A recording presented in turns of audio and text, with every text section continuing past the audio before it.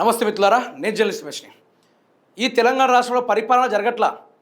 కబ్జా రాజకీయాలు ఎక్కడ బయటపడతాయని చెప్పేసి ఎవరైతే నింద ఆరోపణలు వేస్తూ ఉన్నారో వాళ్ళ కుటుంబాల మీద, మంత్రి పదవుల మీద వేట్ వేయడానికి రేవంత్ రెడ్డి ప్రభుత్వం ఓ గొప్పగా నిర్ణయం తీసుకున్నది.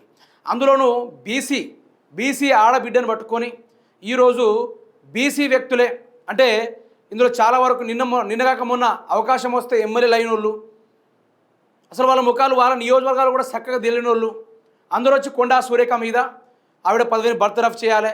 ఇక్కడ చిన్న లాజిక్ ఏంటంటే, కొండా సుస్మిత గారు మాట్లాడితే కొండా సురేఖని ఏ విధంగా బర్తరఫ్ చేస్తారు? ఈరోజు కొండా సురేఖ గారు మాట్లాడితే ఆవిడ గారు నోరు మంచిది కాదని మాట్లాడుతూ ఉన్నారు. మరి గతంలో రేవంత్ రెడ్డి గారు కేసీఆర్ ఫ్యామిలీ గురించి, కేటీఆర్ ఫ్యామిలీ గురించి, కేటీఆర్ కొడుకు బాడీ షేమింగ్ గురించి మాట్లాడినప్పుడు రేవంత్ రెడ్డిని కదా బర్తరఫ్ చేయాల్సింది, అతన్ని కదా సీఎం పదవి నుంచి తొలగించాల్సింది. కానీ ఈరోజు కొన్ని సినీ నటి హీరోయిన్ల విషయంలో మాట్లాడిన కొండా సురేఖ ఎవరు మాట్లాడిచ్చిర్రు? అది రేవంత్ రెడ్డి కాదా? ఈరోజు తెలంగాణ సమాజానికి అందరికీ తెలుసు ఎవరు మాట్లాడిచ్చిర్రు, ఏం చేసిర్రు అనేది. ఇప్పుడు ఆవిడ గారిని తీరా వీళ్ళ దగ్గరకు వచ్చేసరికి, వీళ్ళ దగ్గర ముచ్చట వచ్చేసరికి, వీళ్ళ కబ్జాలు బయటపడేసరికి కొండా సురేఖ నోరు మంచిది కాదని మాట్లాడుతూ ఉన్నారు. ప్రతోడు ఏమని మాట్లాడుతున్నాడు? కొండా సురేఖ పదవిని తీసేయాలి, కొండా సురేఖను ఉంచకూడదు. కొండా సురేఖను ముట్టుకునే దమ్ముందా? ఆ పదవి గురించి ముట్టుకునే దమ్ముందా ఎవరికైనా? ఒకసారి ముట్టుకొని చూడండి. ఇదే రేవంత్ రెడ్డి గారు గతంలో ఏం చెప్తారు? 42% రిజర్వేషన్ బీసీలకు మేము కల్పిస్తామని చెప్పేసి జంతర్ మంత్రలో 3 నెలలు అక్కడ కాలయాపన, అక్కడ తగలబెట్టిన 3 నెలలు, తెలంగాణలో 2 నెలలు తగలబెట్టిన, మొత్తం 5 నెలలు మొత్తం తగలబెట్టిండు బీసీ పేరు మీద. అంటే బీసీ వాళ్ళు ఉద్యమాలు చేయకూడదు, బీసీ వాళ్ళు పైకి రాకూడదు. ఇప్పుడు సాటి బీసీ మహిళలను వీళ్ళు ఓర్చుకోలేకపోతున్నారు. మిగతా బీసీ వాళ్ళకు వీళ్ళు ఏం సమన్యాయం చేస్తారు? ఇప్పుడు పొన్నం ప్రభాకర్ కూడా బీసీనే, టీపీసీసీ అధ్యక్షుడు కూడా మహేష్ కుమార్ గౌడ్ కూడా అధ్యక్షుడే. వీళ్ళకి బీసీ పదవులు ఎట్లున్నారంటే రెడ్ల సామాజిక వర్గంలో సిట్ అంటే సిట్టు, అప్పు అంటే అప్పు, ఆ విధంగా ఉంటేనే మంత్రి పదవుల్లో ఉండాలి అనేది వీళ్ళ ప్రధానంగా ఎజెండా. మహేష్ కుమార్ గౌడ్ గారు ఏమంటున్నారు?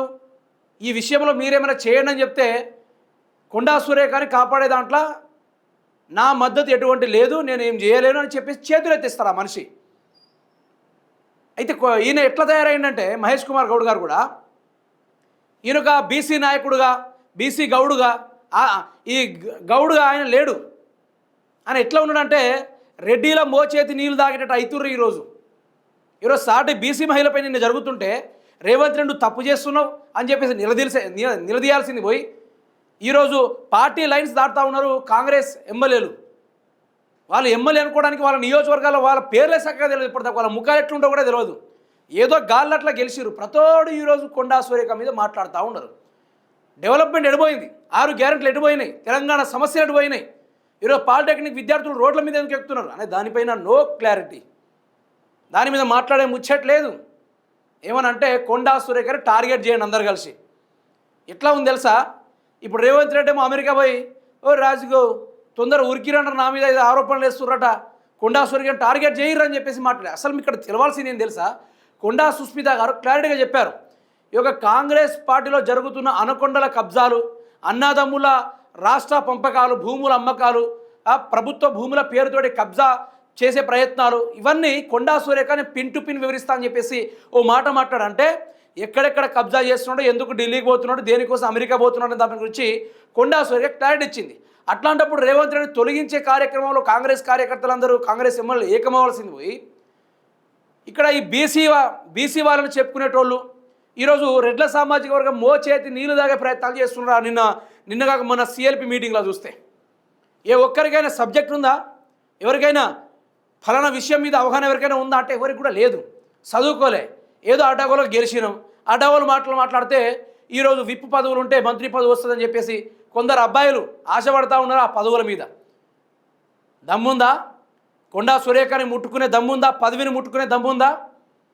వీళ్ళ డ్రామా ఏంటంటే ఈ 22A బయటికి రాకుండా పూడి చేయాలా, రేవంత్ రెడ్డి కబ్జాలు, వాళ్ళ అన్నదమ్ముల కబ్జాలు బయటికి రాకుండా దాచేయాలా, ఇది మాత్రమే వీళ్ళు జరుగుతున్న ప్రయత్నాలు. ఇది వరుస బట్టి మన కథనం చూసుకుంటే సోదరులు చూసుకోవచ్చు.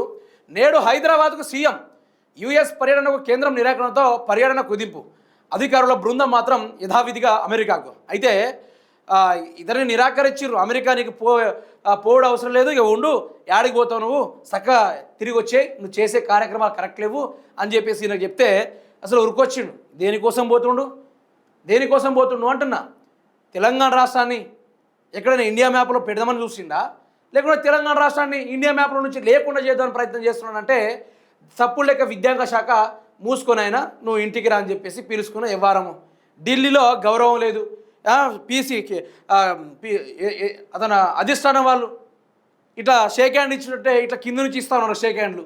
అయిపోయింది, పని అయిపోయింది. షెడ్యూల్లో పేరు లేకపోవడం వెనుక మతలబేంటి? సీఎం అమెరికా పర్యటనను కేంద్రం ఎందుకు అడ్డుకుంది? బోస్టన్, న్యూయార్క్లలో ఎవరిని కలవాలనుకున్నారు? విదేశాల్లో చేస్తున్న లావాదేవీలపై ప్రజలకు సమాధానం చెప్పరా? ఎమ్మెల్సీ దాసోజు శ్రావణ్ ఆయన చెప్పాడు. ఆయనకు దాచుకోవడం లాంటిది తప్ప వేరే ముచ్చట ఉండదు. ఇక్కడ మనం చూసుకోవచ్చు, భారత వ్యతిరేకితో సీఎం రేవంత్కు భేటీ ఏంటి?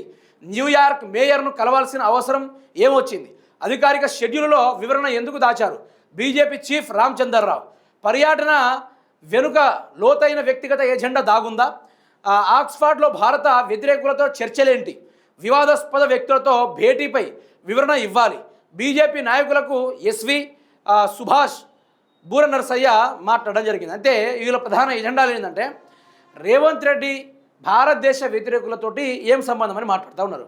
తెలంగాణ వ్యతిరేకి భారతదేశ వ్యతిరేకులతో కదా మాట్లాడేది. తెలంగాణ వ్యతిరేకి అవసరమైతే పాకిస్తాన్కి సపోర్ట్ చేసేటట్లయితే చేతులు కలుపుతాడు, కలవడానికి పోయాడు, తప్పేంటిది? ఆయన తెలంగాణ రాష్ట్రాన్ని మొత్తం అమ్మేదామని చూస్తాడు, తప్పేంటిది? తెలంగాణ రాష్ట్ర భూములు మొత్తం విదేశ కంపెనీలకు కట్టబెట్టి ఆ భూముల యొక్క పేర్లను ఈయన రాసుకుందామని చూస్తున్నాడు, తప్పేంటి? ఆయన ప్రయత్నాలు చేస్తున్నాడు. తెలంగాణ నుంచి ముఖ్యమంత్రిగా దిగేలోపు నాకంటూ కొంత భూభాగం ఉండాలని చెప్పేసి ప్రయత్నం చేస్తున్నాడు, తప్పేంటి? ఇది రేవంత్ రెడ్డి గారి యొక్క అసలు కథ.